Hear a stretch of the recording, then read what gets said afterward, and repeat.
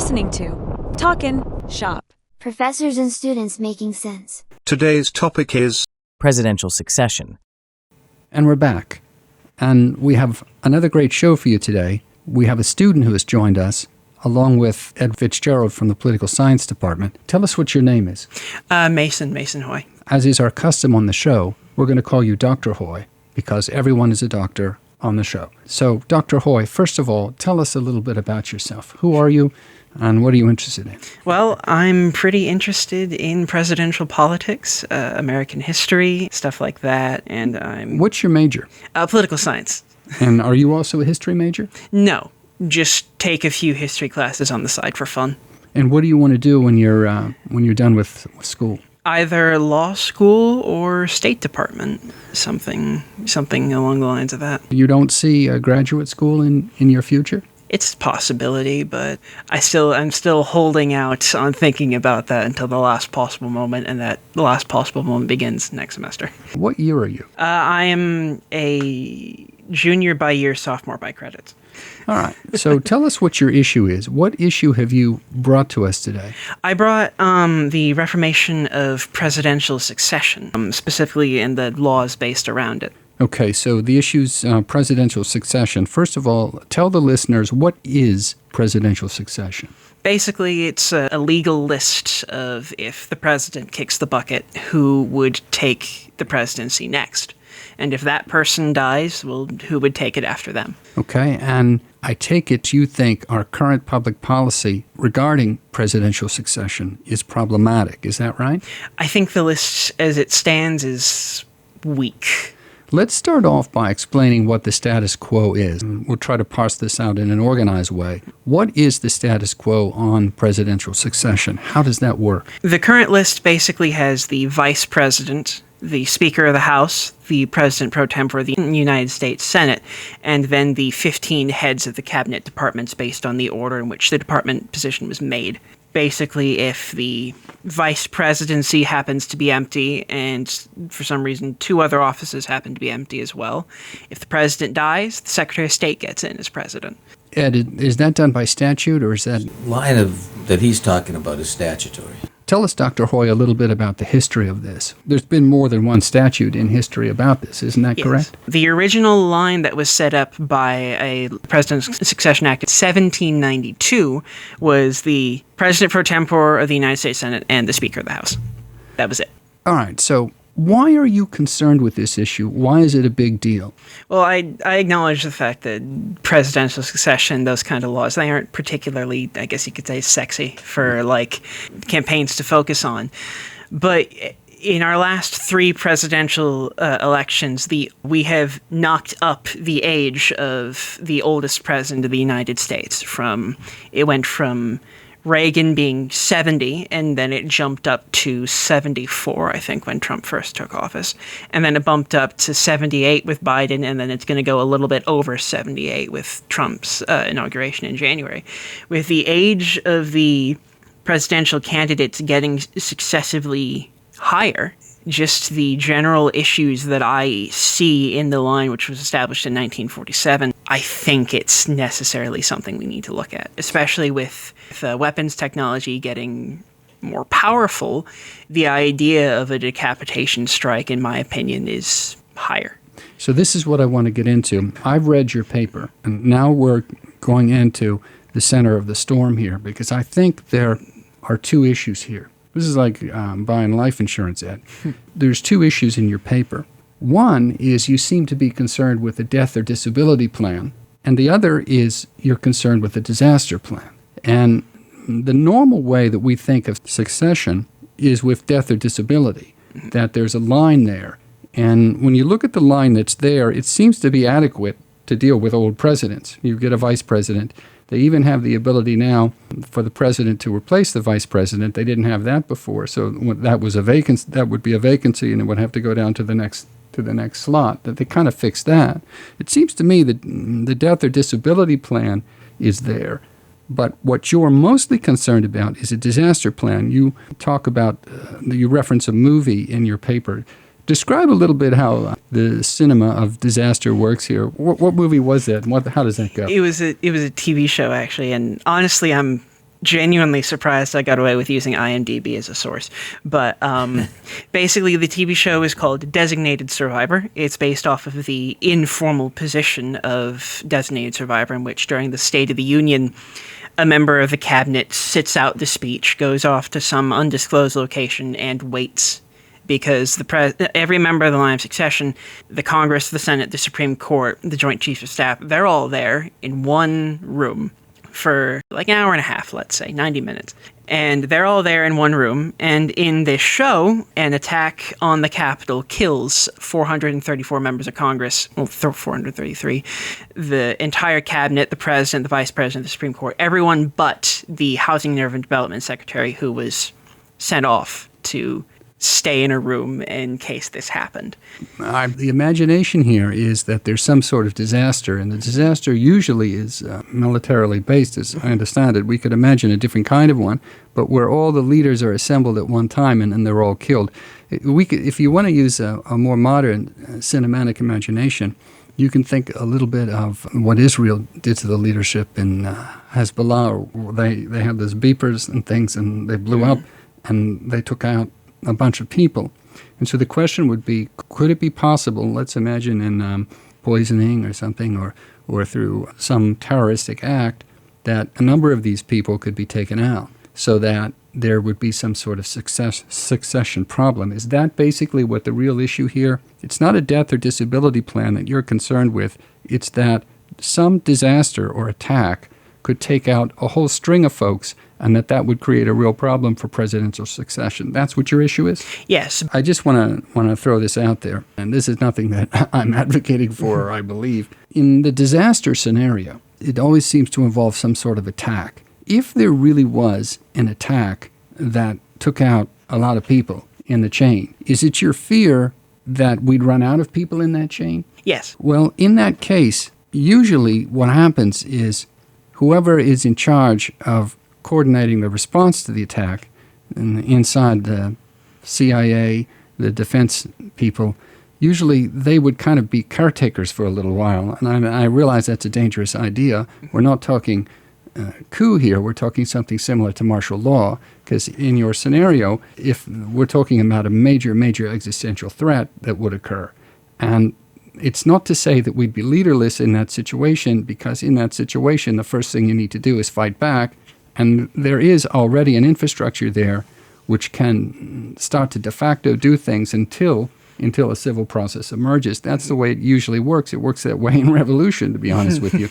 So, I mean, and I realize that that's a dangerous idea for some countries, but America seems to have figured that one out. The institutions in America are pretty darn strong. You know, even the military branches have competing branches. They're not. It's not monolithic. The Army, Marines, this and that. They're under different chains of commands. So, wouldn't there be, in the ultimate disaster scenario, wouldn't there still be at least some leadership and some brain trust there until we could get a proper civil person in place? What do you think about that? That's always possible, especially if, say, an attack on the State of the Union just destroys the Capitol building. But if we consider a dirty bomb or a nuclear strike on D.C., you have, I think there's only one cabinet department that isn't based in D.C., and it's only 5 miles out. You have the Pentagon still within the D.C. metropolitan area. You have 435 members of Congress, the Supreme Court. You have everyone packed in one small area, including the CIA, FBI, the chiefs of staff, the military. It's all there. If you take that all out, well, you could have maybe the military structure, say at the Naval Academy in Annapolis or West Point or something like that. There are always going to be people around to take over, but I believe, especially since the 40s and in the age of the imperial presidency, the American people see having a president and having someone in charge as a very potent and powerful thing. And if there's multiple people, I think that could fracture. And it can't be General Haig. Remember? Of course. I was thinking very much. I was waiting for a place to put that in. Yeah, General Haig. He laughed at that too. It shows you how smart that kid is. He got that, the General Haig reference. That you'd think you'd have to be old to understand that. I'm assuming you meant in the Reagan assassination. Yeah, Reagan gets shot, and what does he say? I'm in control. And people said, "No, you're not." Don't worry. I think he took a bad rap on that. Yeah, he did. To be honest. All right, so Dr. Hoy, I don't know if we went over this specifically, but tell us then how your line of succession works. How does it go? What is your? Why is yours better? First of all, give us your line, and then tell us why it's better. Currently, my sort of proposal would be the vice president, and then maybe the Speaker of the House, pro tem of the Senate, the Chief Justice, because if we're throwing members of one branch of government in, why not another? And then the governors of the 50 states based on the order in which those states were admitted. Okay, so what about this? Instead of having, I notice you have this string of people, and you've included the governors because presumably in your disaster theory they're not going to kill all of them at once. So there's always somebody. As I think the philosophy of your disaster plan is there's always somebody. Yes. Let me throw this out to you. In terms of the philosophy of your plan, there is another way to do this. Why not worry about having a totally indissoluble string? But there's always somebody that they can't kill. There's always, number 432 or something. We got a long list. Why do that, and why not simply convert to a parliamentary system? So, for example, if you have 10 people in a string, the 10 people are killed off, so therefore the Congress selects the president. Well, I do admit I haven't thought about that, but but at the same time, this is for the current system we have, the current system of government. This is, if we're just going by the system of government we have, how can we have a good line for this position, which has become increasingly powerful over the last 80 years, is titled, at least by the media and by some, as the leader of the free world. We have this strong, powerful position. If we're going to have it, we should have, and I kind of hate to compare it to a monarchy, but like the British system, they have, technically, if you go down the line, you could find someone, probably just a random Joe in Germany, who's technically 450th in the line of succession, but they still have a government-recognized 80-person line of succession for their monarchy. And since the presidency has almost the powers of a monarch in some ways, so you could debate that now, then why not give them a line like that? All right, and I'm going to throw this out to you. There's two philosophies here, death and disability, so we need a line of succession. And then there's this disaster plan. It's like buying insurance, different insurance policies. His insurance policy, I'm going to call string theory. I mean, it really wants to create a line, you get a long line here. Nobody's going to bomb all these people out. But I want to put it out to you. There are some systems out there. I'm thinking of, again, I'm not an expert on these other systems, but there's like Israel. And Israel's attacked. And then they get together and figure out, we need to get some kind of who's going to be the leader, how we're going to do this. So it's a similar situation. Let's say we're majorly attacked and the small string we have, the small string of people are gone. Why not have the legislative body, in this case the Congress, simply get together and say, okay, the military is getting their response ready. We are going to need someone to direct this. Why not just do it parliamentary? What's wrong with that? Well, that's assuming that if the disaster relief that you've talked about doesn't destroy Congress as well. Right. This was a D.C. disaster. Right. The ability to get together and have the Congress then, go through the regular processes and then choose would be okay if they're there. But what if they're not there? Okay, so that's actually a good point. I guess in his scenario, the State of the Union address, he's got that. It's funny because in the terrorism scenario, the Congress would still be there. In the terrorism scenario that I was thinking of, like the beepers or something, blowing up. In the other scenario, you might be right about that. Don't they have, when they all get together for the State of the Union, don't they send people to secure locations? Yeah, but it's just one. It's just the designated survivor. Now, granted, there have been times where members of Congress will sit out the State of the Union, maybe because they don't like what's being said. And there's, on occasion, people who will miss the speech. Hillary Clinton, for instance, wasn't at one of Obama's States of the Union. So while there was a designated survivor for that event, she would have still succeeded as acting president. There's always people who are just not there. Okay. Would be my conclusion on this. Okay. I think trying to get a perfect string together where there's a disaster doesn't work. What I would like to see is a string like you're proposing that can't be wiped out, but that isn't used if the Congress is there. Once you get past the first 3 or 4, if the Congress is there, let's go parliamentary and pick someone. I think that's what's missing in the plan. You can have the string in case the Congress is wiped out, but otherwise let's just have the top 5 people, and if they're gone, we're going to have to let Congress pick the president. That's the way I'd do it. So you're only keeping the string to the top 5? I would keep it to the top 5 and then let Congress make the pick if Congress is still there. I mean, the only way, if Congress isn't there because they're bombed out, then you would go to number 6, number 7, number 8, whatever. I can see that, and I can definitely. I mean, we already have the Gerald Ford and Nelson Rockefeller were both confirmed by a full vote of the House and Senate. We already have that possibility of the Congress picking the presidency. I mean, they technically picked President Ford, but we have that possibility, and I don't necessary. I do see it as a potential option, and maybe the idea of it going to Congress could be publicly accepted. Maybe it could.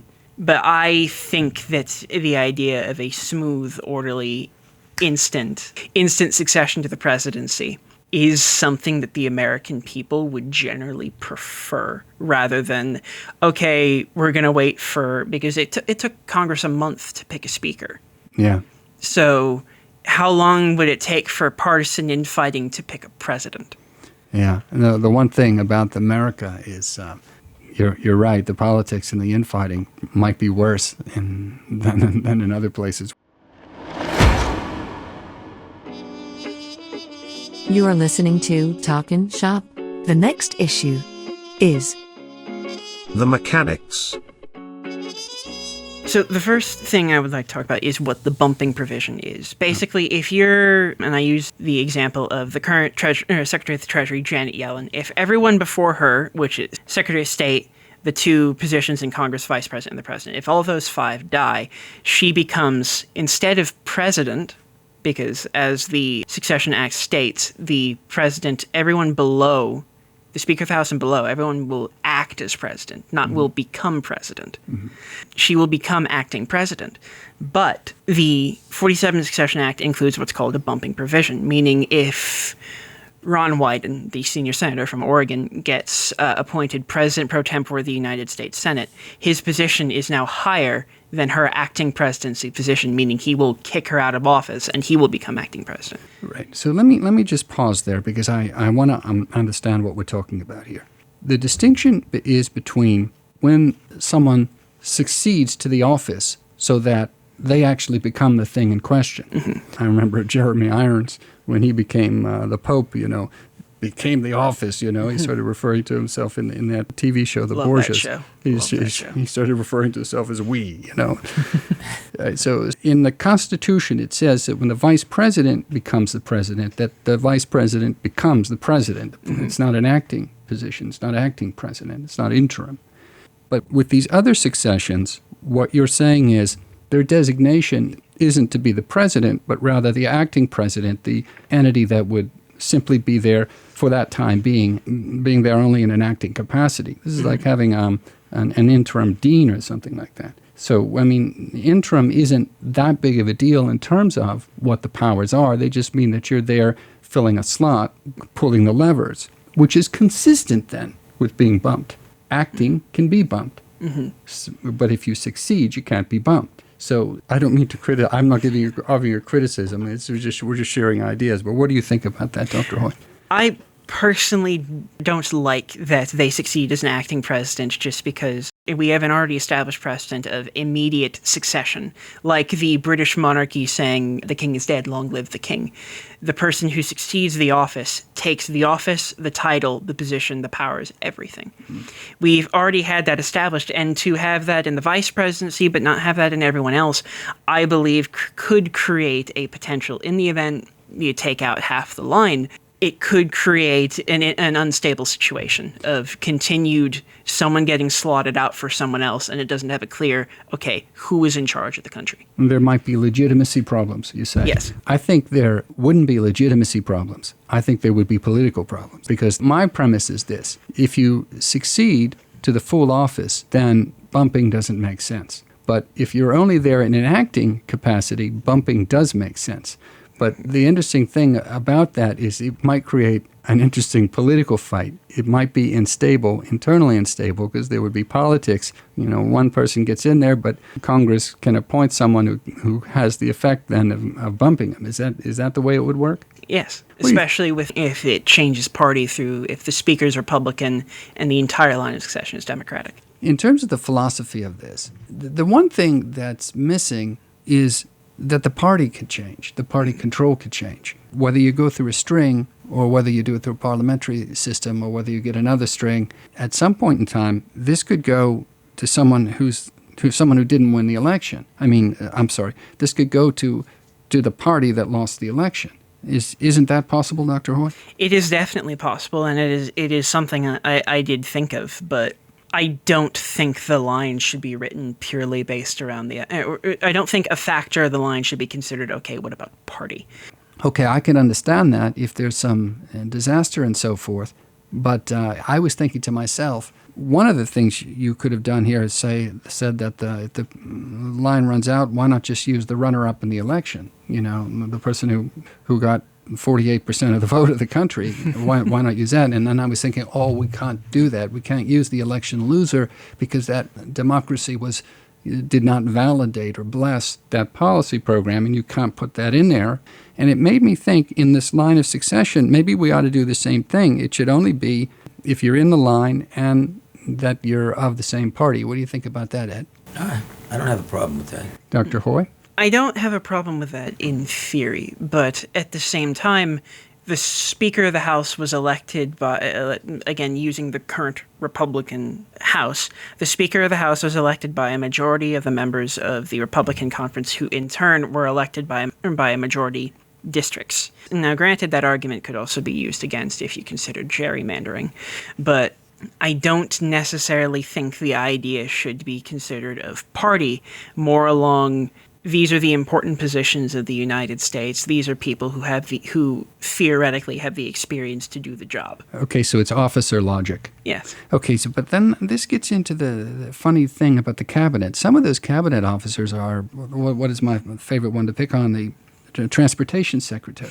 What is it, some of these things aren't necessarily the kind of thing that you'd say, it's that person should be the more important. That person's not more important than someone in the White House staff. You're not actually a Pete Buttigieg supporter. I'm just saying in terms of officer logic, the cabinet doesn't really contain always the top brass. I mean, we don't think of it like that because the executive office of the president was built a little bit later in the 1900s. But there's a lot of muscle and a lot of brass in the executive office of the president, which aren't cabinet people. And those people, in terms of officer rank and credentials, and like the chief of staff, I don't know if that's in anyone's line. Is the chief of staff in anyone's line? No. Okay, so should it be? I mean, why should the chief of staff not be in there, but Mayor Pete is? This is, again, the argument. This is why it goes into the argument people always say about elected versus unelected, in that in terms of the cabinet, I kind of dislike that argument because while, yes, Pete Buttigieg was not elected to be transportation secretary. Merrick Garland was not elected to be attorney general. These people are not elected, but they are appointed by at least a majority of the people's representatives. We send these people to the Senate, to the House, to vote on these things in the public contract that we send you to these positions and you vote for things that help us. And keep in mind, the people on the succession line, for the most part, are major government officials, all the cabinet levels. So they have been not only nominated by the president, but confirmed by the Senate. If you go into the staff of the White House, you don't have that senatorial confirmation. So the fact of having a constitutional basis in any way, shape, or manner is absent. That's a very good point. Yeah. Very good point. You phrased my point better than I did. And one other thing I want to say, and again, this isn't criticism, we're just sharing ideas, but in your philosophy of design for having a better succession plan, I noticed that one of the institutions that you didn't want to look at was the seniority system in Congress, in particular, senior-ranking senators. Congress organizes itself today around seniority. That's what gets you on various committees. Some senators are big shots, bigger shots than other senators. There's even the Gang of Six or whatever that gang is that gets access to classified information. Some senators, they get more prestige, and they do that on a seniority system. So why not, before you go to the governors, why not first go down ranking senators, high-ranking senators? I don't think people would trust that. All right. I don't see people as being accepting of seeing just a random senator who is there just because Massachusetts has sent them there for, well, all right, let's use a better term. Let's use a better one. West Virginia sent them there for 6 or 7 terms in case of Rockefeller. Byrd. Yeah. They just sent him there for a couple terms, and he's been there for a long time. And something I can see the first argument against that would be, oh, we're just going to send a guy to Washington who's hardcore Washington, and he's Beltway Bob or whatever like that. All right, so before we switch issues, I want to thank you, Dr. Hoy, for bringing this to our attention. I think it's been really great. But before we switch issues, I just want to ask, is there anything else on this that we missed? Anything else you want to say, Ed? I see a real separation of powers problem with the whole succession argument now that you brought it up. I mean, the president is Article 2 of the Constitution. And if you put 2 congressional offices into the presidency, you've now got an Article 1 offices, the legislature, now imposing and being inserted into Article 2. Yeah. And that could very well violate the separation of powers. And that also brings up the clause in the Constitution that you can't work for 2 branches of government at the same time. So should the Speaker succeed as acting president, will they have to resign their seat, thereby taking them out of the line of succession? Interesting. So personally, and I also kind of agree with you on the idea of putting other members of the government, like a member of the Supreme Court or Speaker of the House, in the line is a bit iffy.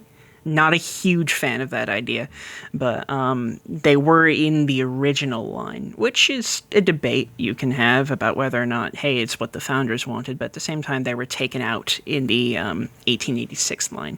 All right, so before we switch issues, I want to thank you, Dr. Hoy, for bringing this to our attention. I think it's been really great. But before we switch issues, I just want to ask, is there anything else on this that we missed? Anything else you want to say, Ed?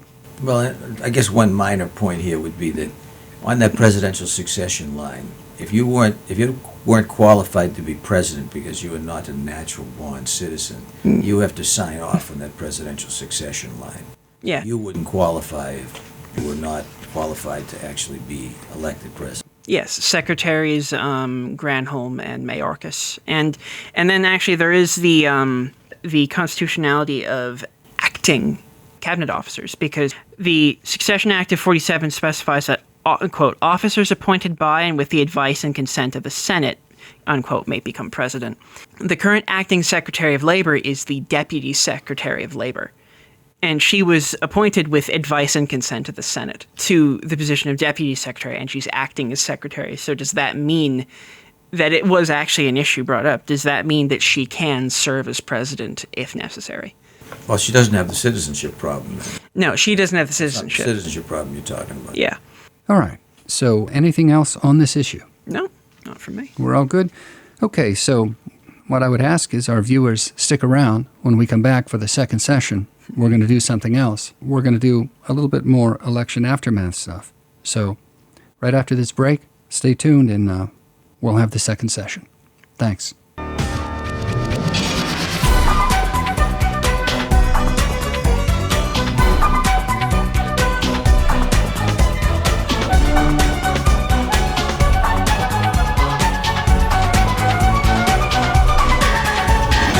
You are listening to Talkin' Shop. Professors and students making sense.